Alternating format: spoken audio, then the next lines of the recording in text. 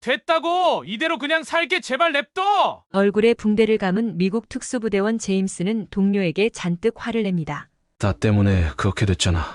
제발 한국으로 가보자. 동료인 존은 한국에 가자며 그를 계속 설득하고 있습니다. 우여곡절 끝에 도착한 한국 인천국제공항. 공항에 도착해보니 한국의 의사들이 존과 제임스의 이름이 적힌 팻말을 들고 반갑게 반겨주고 있고 그들은 그런 모습에 어리둥절하고 있습니다. 어떻게 된 사연인지 한번 알아보겠습니다. 구독과 좋아요, 알림 설정은 영상 제작에 큰 도움이 됩니다.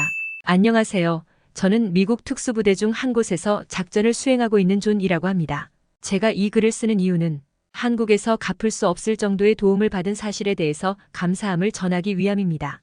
그리고 감사함을 전하는 대상 또한 정말 운명과도 같았죠. 본 이야기를 하기 전 우선 저와 제 동료 제임스에 대해서 이야기를 해야 여러분이 상황을 이해할 수 있을 것 같아 먼저 소개를 하겠습니다. 저와 제임스는 어린 시절부터 친한 둘도 없는 친구입니다. 둘 다 캘리포니아 남부 시골에서 함께 자랐고요.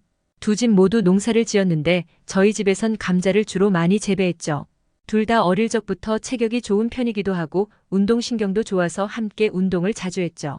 어떤 스포츠든 서로 라이벌이라 생각했고 승부욕도 상당했었죠. 중학교 체육대회에서는 항상 저와 제임스가 결승에서 만났습니다. 전적은 거의 50대 50으로 아주 비등비등했었습니다. 친구들은 저희들과 운동하는 걸 좋아했죠. 처음 하는 운동들도 본능적으로 잘하는 방법을 깨우치고 친구들에게 가르쳐줬기 때문입니다. 이러한 이유들로 저와 제임스 둘 다 꿈이 운동선수였지만 금전적인 문제와 환경 때문에 포기할 수밖에 없었습니다. 그렇게 저희는 장래에 대해 고민을 하다 보니 어느덧 성인이 되어버렸습니다. 진로를 정하지 못했던 저희는 집에 농사일을 거들기 시작했습니다. 그렇게 농사일을 도우며 진로에 대해 고민하던 어느 날, 한 동양인 남자가 몰골이 아주 퀭한 상태로 저벅저벅 걷고 있더군요. 저희 집은 도심에서 꽤나 거리가 되는 곳이었어서 제 눈이 잘못됐는지 의심부터 했습니다. 처음 보는 동양인이 차도 아니고 걸어서 게다가 행세도 거지나 다름이 없었거든요. 그는 저희에게 다가오더니 제발 도와달라고 애원하더라고요. 멀리서 봤을 때는 몰랐는데 가까이서 보니 무척이나 힘에 겨워 보였고 꽤나 긴 거리를 걸어온 탓인지 다리도 후들거리더군요. 거의 죽기 직전처럼 보이는 그의 모습에 저희는 집으로 달려가 물과 찐감자를 조금 가져다 줬습니다. 사연을 들어보니 미국으로 홀로 여행을 왔다고 하더라고요. 캘리포니아 해안의 모습에 반해 차를 잠깐 세워두고 카메라로 해안 사진을 정신없이 찍고 돌아와 보니 차가 사라진 거죠. 핸드폰, 지갑 모두 차에 두고 내린 터라 정말 암담한 마음으로 일단은 걷기 시작했다고 하더라고요. 그렇게 2시간가량을 걷다 보니 저희 농장과 저희를 발견한 거고요. 언젠가 뉴스에서 캘리포니아주에서 차량 절도 범죄가 기승이라는 내용을 들은 기억이 나더라고요. 1년 새에 2%나 늘었다고 하니 미국인으로서 정말 부끄럽습니다. 그리 높지 않은 범죄율 중 하필 이 동양인이 이런 수모를 당한 것이 너무나도 안타까웠고 도와주고 싶은 마음이 생겼죠. 저희는 핸드폰을 빌려줘서 911로 신고를 하고 한국 대사관에게도 연락을 취하도록 해줬습니다. 그는 너무나도 고맙고 한국에 돌아가면 꼭 살해를 하겠다며 제 인스타그램 아이디를 받아갔습니다. 하지만 그 이후로 그에게는 연락이 오지 않았었죠. 솔직히 조금 서운하더라고요. 어려운 상황에 작게나마 도움을 줬는데 고맙다는 안부 한마디 정도라도 보내줄 거라 생각했거든요. 그렇게 그 에피소드는 저희의 기억 속에서 잊혀져 갔습니다. 어찌됐든 그 일이 있고 얼마 후 제임스는 무슨 바람이 분 건지 갑자기 군인을 하겠다고 하더군요. 그냥 군인도 아니고 특수부대를 가고 싶다는 거예요. 제임스가 어떤 이유로 특수부대에 관심이 생긴 건지 궁금해진 저도 인터넷에서 열심히 검색을 해봤죠. 제가 생각했을 때 제임스는 남들에게 보여지는 멋진 모습 때문에 특수부대에 가고 싶어진 것 같았습니다. 저 또한 국가에 이바지하고 특별한 임무를 수행하는 특수부대의 모습에 매료되어 버렸죠. 저희는 또다시 함께 특수부대 입대 준비를 하기 시작했습니다. 제임스와 함께라면 무엇을 하든 할 수 있을 것 같았고 준비하는 과정에도 경쟁의식이 생겨야 더 열심히 할 수 있을 거라 생각 들었거든요. 부모님들은 멋진 진로가 생긴 저희들을 응원해주며 지원해주셨습니다. 어릴 적부터 탄탄하게 다져왔던 운동신경들로 인하여 우리는 어렵지 않게 특수부대에 들어갈 수 있었고 정말 운이 좋게도 같은 부대로 배치받았습니다. 약 3년간 저희 둘은 같은 임무에 여러 투입되어 성공적으로 작전을 수행해왔죠. 정말 순탄했고 저희는 손발이 척척 잘 맞았었습니다. 그 일이 터지기 전까지는 말이죠.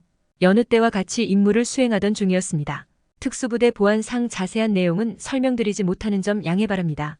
대략적으로 상황을 설명하자면 제임스가 폭발물을 제거해야 했고 저는 그에게 상황을 전달하고 엄호하는 역할이었죠. 제가 시간 계산을 잘못하는 바람에 폭발물이 예상보다 빨리 터지게 되었고 제임스는 얼굴에 큰 화상과 부상을 입고 정신을 잃었습니다. 제 앞에서 가장 친한 친구가 부상을 입고 정신도 잃으니 저도 정신을 못 차리겠더라고요. 어떻게 제임스를 병원까지 데려갔는지 기억조차 잘 나지 않습니다. 제임스는 3일간의 혼수 상태 이후 불행 중 다행으로 깨어나게 됐습니다. 제임스의 부상당한 얼굴을 볼 때마다 저는 죄책감이 너무나도 컸습니다. 제임스는 자책하는 제 모습을 보고 처음에는 괜찮다고 오히려 위로를 해주더군요. 하지만 얼굴의 화상 흉터를 지우기 위해선 수술이 필요한데 미국에선 천문학적인 금액이 든다고 하더라고요. 저희 두 집안의 형편상 절대로 불가능한 금액이었습니다. 어느 날 입원한 제임스를 두고 집에 잠깐 다녀왔는데 아무도 없는 병실에서 제임스가 오열을 하더군요. 평소 괜찮다고 무덤덤하게 말하던 제임스가 그렇게 울고 있는 걸 보니 제 마음도 너무나도 아팠습니다. 저는 인기척을 내지 않고 그대로 병실에서 나왔습니다. 고통스러워하는 제임스를 보니 저는 마음이 더 무거워졌습니다. 어떻게든 방법을 찾고 싶었습니다. 저는 제임스의 화상 흉터를 제거할 수 있는 수술을 알아보기 위해 갖은 노력을 했습니다만 결국 성과가 없었습니다. 저는 마지막이라는 심정으로 인스타그램에 도움을 청해보았습니다. 친구가 나 때문에 크게 다쳤고 어떻게든 도움을 주고 싶다는 내용으로요. 글을 올린 지 얼마 되지 않아 어떤 남성에게서 메시지가 왔습니다. 본인이 무료로 치료해줄 수 있다는 내용이었습니다. 저렴한 금액도 아니고 무료로 치료를 해준다고 하니 저는 그 남성이 저희를 조롱하려고 하는 거라고 생각했습니다. 하지만 그는 장난이나 조롱이 절대 아니고 무료로 치료해줄 테니 한국으로 오라고 하더군요. 저는 한국이라는 나라에 대해서 몇십 년 전 전쟁이 났었던 나라 정도로만 알고 있었기에 더욱 더 믿음이 가질 않았습니다. 그 못 사는 나라에서 무료로 미국인을 치료해준다니 말이 안 되죠. 한국으로 오라는 말에 전 장난이 지나치다며 그에게 메시지로 욕설을 보냈습니다. 하지만 그는 계속해서 절 설득하였고 저는 결국 지푸라기라도 잡는 심정으로 그에게 도움을 청했죠. 한 가지 문제가 남았습니다. 이제는 제임스를 설득해야 했죠. 제임스는 못 믿었다며 제 말을 들으려 하지 않았습니다. 저도 사실 완전히 믿고 있지 않았기 때문에 제임스의 심정도 충분히 이해가 갔습니다. 하지만 딱히 방법이 없었기도 했고 제가 열심히 설득한 결과 저희들은 한국으로 향하기로 했습니다. 인스타그램 메시지로 남성에게 병원 위치를 물어봤고 그는 서울 명동에 있는 성형외과의 위치는 물론 수술 일정까지도 알려주더군요. 저는 이 사람이 사기를 치는 건지 확인해보기 위해 해당 병원으로 전화를 해보았습니다. 수술 일정과 시간까지 모두 예약이 잡혀있다는 말을 듣고 조금은 신뢰가 갔습니다. 그렇게 저희는 한국으로 향했습니다. 저와 제임스는 한국의 인천공항에 도착하자마자 너무나도 놀랐습니다. 제가 생각했던 전쟁을 겪었던 가난한 국가의 모습이 아니었거든요. LA 국제공항과 견줄 수 있을 법한 크기에 놀랐으며 시설은 오히려 더 신식으로 좋아 보였습니다. 제임스와 제가 이렇게 인천공항에 감탄하고 있는 와중에 입국장 쪽에서 저희를 부르는 목소리가 들렸습니다. 의사 여러 명이 저와 제임스의 이름이 써진 피켓을 들고 저에게 손을 흔들고 있더군요. 저는 굳이 의사들이 왜 여기까지 마중을 왔는지 의아했습니다. 그러면서도 사기당하진 않았다고 생각하니 마음이 놓이더라고요. 그런데 점점 가까이 다가갈수록 가운데 남성이 뭔가 낯익은 얼굴이라는 생각이 들더군요. 어디서 본 얼굴 같지 않냐며 서로에게 물어보던 중에 깨달았습니다. 3년 전 캘리포니아에서 우리가 도움을 줬던 그 동양인 남성이었습니다. 제임스의 수술을 도와주겠다고 하던 의사가 바로 그 남성이었던 거죠. 저는 온몸에 소름이 쫙 돋았고 눈에서 눈물이 나더라고요. 제임스도 마찬가지로 보였습니다. 그는 3년 전 성형외과 개업을 앞두고 마지막 휴가라는 생각으로 캘리포니아로 여행을 온 것이었고 그 와중에 차량을 도난당했던 거죠. 한국으로 돌아와 제 인스타그램을 팔로우했지만 개업 일정이 겹쳐 너무나도 바빠서 안부를 전하지 못했다고 미안하다고 하더군요. 그렇게 바쁜 하루하루를 지내던 도중 우연히 인스타그램에서 제 이름으로 글이 올라온 것이고 그 글을 보고 메시지를 보냈던 거죠. 이런 사연으로 인천공항까지 마중을 나와서 기다리고 있었던 겁니다. 저희는 숙소를 따로 잡지 않았었는데 한국 남성이 숙소까지 잡아줬더라고요. 무한한 감동의 연속이었습니다. 다음 날 저희는 명동의 성형외과로 향했고 일정대로 수술을 진행했습니다. 화상 흉터가 완전하게 사라지지는 않았지만 예전에 비해서는 정말 많이 달라진 모습에 제임스도 좋아하더라고요.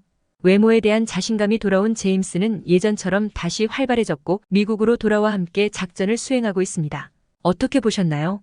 작은 호의가 엄청나게 큰 보상과 감동으로 돌아왔네요. 은혜를 갚은 까치가 아닌 은혜를 갚은 한국 성형외과 의사네요. 역시 한국인의 정은 세계 제일이라고 생각됩니다. 오늘의 사연이 재미있으셨다면 구독과 좋아요, 알림 설정을 눌러주세요. 시청해주셔서 감사합니다.